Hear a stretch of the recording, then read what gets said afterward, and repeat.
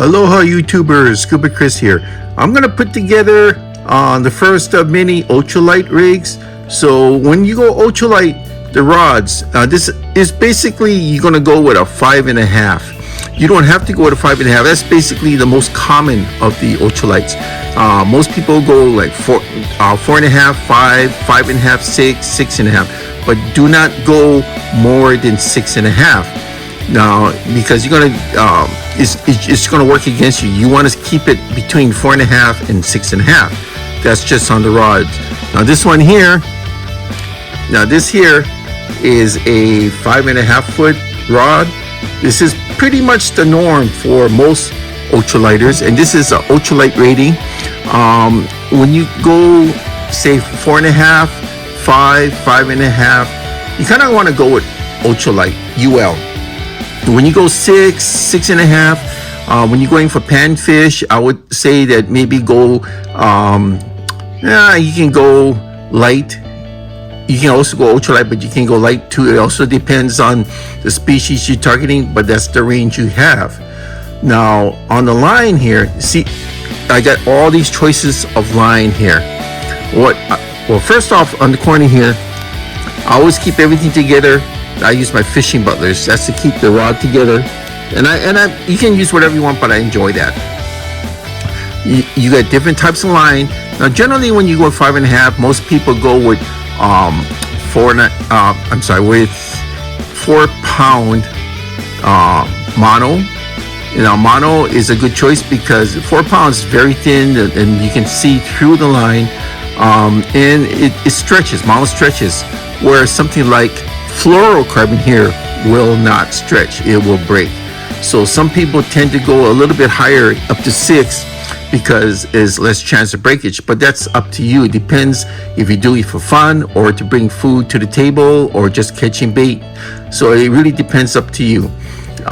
Normally the range you want to go with on this, I would normally go with like 4 to 6. So we have 4 pound braid, 5 pound braid. Now I got a couple spools of 4 pound mono sitting in the back. I didn't put it out here for this. You got some 6 pound fluoro, 6 pound braid also. So I'm going to show you what I'm going to choose. And in terms of reels, you can go 500, but most people go with 1,000. But and I will be using that one. That's still brand new in the box and it hasn't been opened yet. Same as that one too. I dug this one out of storage from like 8-10 years ago, and I like that reel. I usually buy 2 at a crack when I like something, and I thought I had one in there, and I used my used one, and I figured I probably had a new one, and I did. I had that one just sitting in the back for all this time with a bunch of other Shimano other reels just sitting back there. So I'm going to stick to the norm. I'm going to go what I would consider normal ultralight. I'm going to go with a 5.5 foot spinning rod, a 1,000 size spinning reel. Okay, so I'm gonna go with this. This is BNIB, brand new in the box, Okuma 1000. And you can go with any brand. You can go with Shimano, Daiwa, any brand you want. When it comes to ultralight reels, it's not gonna really matter much because you're going for small fry. You're going for fish that are going to be bait or just pan fry. It's for fun. So it really doesn't matter on the strength of the reel. Just go with what you want. As you notice, tape hasn't been cut until now. Dun dun dun dun. There we go. This is being opened for the first time in years. That is 1,000 size reel. Never been opened before.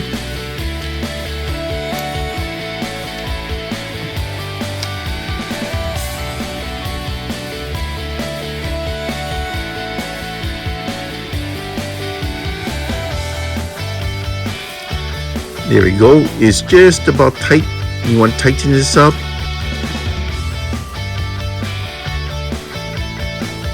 Anti-reverse hasn't been hit yet, but just checking it out now. Anti-reverse switch, so it only goes one way. Really don't believe that we're still using this feature nowadays. Just more things for it to go wrong. There's no area over here for braid, so you're gonna have to put tape on it if you're gonna go braid. I'm thinking about going braid because you're gonna get more lineage on it. I mean, all my other reels I have, Ultra-Lite reels, I have mono on it. I think I'm going to try braid, so I'm going to look at that a little later.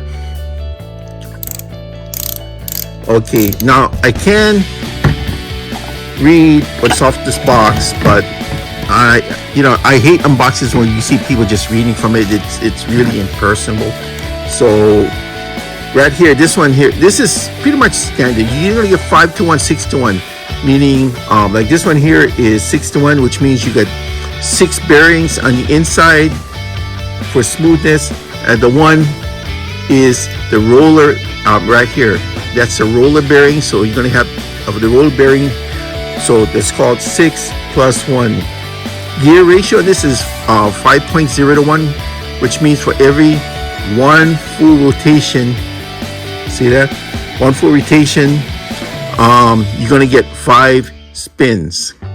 So that's what it means. Line retrieve, yes, line retrieve is 24 inches. So that means for every 1 full turn, you're going to bring in 2 feet of line. So, for a small reel like this, that's not bad. The weight is 6.9 ounces, just like this, without any line on it or anything yet. And the max drag, meaning if you were to tighten up and you're fully hooked up and you bring it in, you're going to have 7 pounds of max drag. But generally, if you're hooked up like that, you're going to break the line. You don't want to ever go max. You want to keep it a little bit loose aside. If the fish wants to run, let it run. But you just have to. What I do sometimes, I just touch here when this spools like this, when I just touch it, just slow, use my finger as a brake. You can use your finger on the line as a brake. You can do a lot of things to help break this, but you never ever want to use your drag knob to slow down or run. Never ever. And when you do have to look at the box, but not for a demonstration like this. I hate people who look at the box and read off the box. At first, I was guilty of that until I realized people didn't like it, so I started to get attuned to my products using it and know what the stats are by heart. So usually for a reel, or especially for a reel like this, if you were to go 2-pound test, you're going to get 280 yards, which is a lot. But 2-pound test is 2-pound test. Now, if you go with mono, like I said, it's going to stretch a little, so you can have a little bit more play. If you go with fluorocarbon, it will snap if you add too much pressure to it, because that's the way fluorocarbon is. It will snap. It does not stretch. Now, if you were to go with tournament grade line, those are people going for the record books on weight class. If you were to get 2-pound tournament grade, it would break at 2 pounds. If you were to get 4-pound tournament grade, it would break at 4. So it adds a little bit more to your quest for a world record. But this one here, if you were to go with the 4-pound test mono, that will add it would take only 140 yards. And if you would up it to 6 pounds, it would take 110 yards. Like I said, to me, if you're gonna go with Ultra-Lite, that's 2 to 4, but that's just me. If you're gonna go light, you can go up to 6 to 8. But if you're gonna do that, I would suggest going with the 2,500 reel, because that would, or even with a 2,000, because that would give you a little bit more yardage. So I already have a lot of 4-pound mono, and I've been using that here and there. And I want to go with something different. I'm going to try braid, and the reason why is 2 reasons. One, is to get more line on it, and 2 is that if I'm using 4-pound braid, it is smaller diameter 4-pound mono, and I can not only will get more line on it, but it has a higher breaking strength. Plus, the diameter line of 4-pound braid versus 4-pound mono is so much thinner that the fish may not see it or have a harder time seeing it. So let's go to this. This one here, this is Spiderwire Stealth. They call this Stealth. Now this one here is rated for 6 pounds. This one here is it's a one-time fill, 200 yards, which is a lot. And it has the equivalent, it says here in small print, it has the equivalent diameter to 1-pound mono. That is pretty good. Now I just threw this strand fluorocarbon here. It was given to me by somebody else who didn't want it. It's not what I would call a true type of line for this type of application, but there you have it. Some people may like this. I'm not too much a fluorocarbon person in terms of this type of smaller line diameter, but you know, if you are, go for it. Now we got this impressive looking one.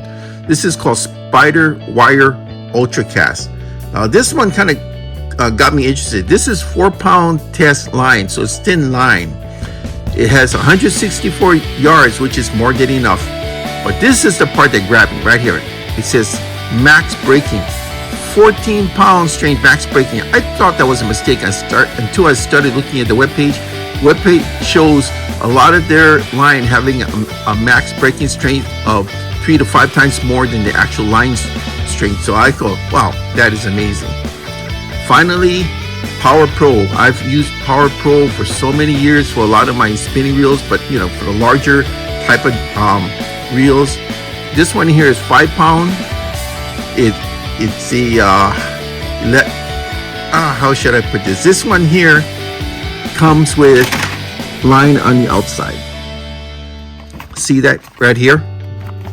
This line, yeah, it always comes with that line attached to it. This way you can look at it, feel it, and get to know what you're getting into. And I think that's the only company that actually does that. But what's good about this 5-pound here, it has a 1-pound diameter, like the 6-pound here. This 5-pound here, that meaning when I say 1-pound diameter, this here, the diameter of this braid here has the equivalency to 1-pound monofilament line. So you can see how truly thin that is, and that's 2 pieces here. The Power Pro would do that for all their products. So I guess some of you would know, but I chose this. Spiderwire Ultracast 8-strand. It says 4-pound test, right? 164 yards. Now I'm reading for the box because I'm explaining my choice here. This is what grabbed me. The max breaking strength is that equal to 14-pound monofilament line. That is unbelievable. The max break is 14 pounds. What can I say? You would expect it to break at 4 pounds, not 14. Plus, it's 164 yards. That's going to be a lot of line for this little reel here. I should now be able to get all of it on. So that's what I'm going to spool it with. But that's my reasoning. It was mostly for this, the 14-pound, more than anything else. Sorry, my Shimano Sedona. I was thinking about using you. It was nice to find you in storage again. Seal has never been cracked on this one. When I buy, when I first got into fishing, I buy gear in twos. I buy twos of everything, rods, reels, and it never dawned on me years ago when I gave away my original Sedona 2500 to a friend of mine, an older guy who didn't have much money. He wanted to fish, and his reel gave out. I gave him mine, and I went on to purchasing other equipment. I never realized, and I forgot that I had this one in storage, but I just got it out. So I hope, Wayne, you appreciate that, because I appreciate it, because now I get to open the unopenable reel. But it won't be for this. It'll be for another project. Sorry for the lengthy explanation, but I just wanted to give you the reasoning behind why I chose what I chose. Everybody's going to have different reasoning. For me, with this outfit, is not to catch fish for the dinner table. It's actually to catch bait. So the thinner line that I can go with, the better off I am. And since I got so much mono line on other rigs, maybe I'm going to try the Braid, since it only equals up to, it says right there, it's a max break of 14, and size is only up to 1 pound mono, which is great. I must admit though, this 4-pound braid is like human hair. That's what it reminds me of. The strand It's like human hair. But that's basically what it looks like.